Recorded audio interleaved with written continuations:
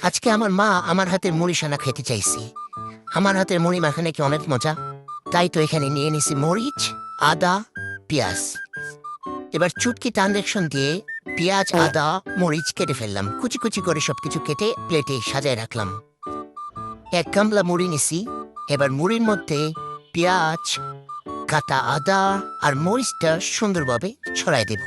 যেভাবে সিমেন্টের মধ্যে বালু দিয়ে বাড়িঘর তৈরি করা হয়, সেভাবেই ঠিক আদা, পেঁয়াজ, মরিচটা আমরা মুড়ির মধ্যে ছড়াই দিলাম। এরপর এর মধ্যে দিয়ে দেব চানাচুর, একদম পরিমাণ মতো, পরিমাণের চেয়ে অতিরিক্ত পরিমাণের চানাচুর দিয়ে দিলাম এই মাখার মধ্যে।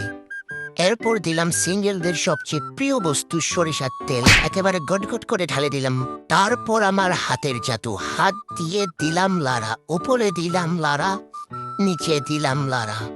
লাড়তে লাড়তে মুড়ির হাড় পাঁজর দিলাম করে গুঁড়া। তারপর রেডি হয়ে গেল আমার ফ্যান্টাস্টিক, অ্যামেজিং, গর্জিয়াস মুড়িসানা।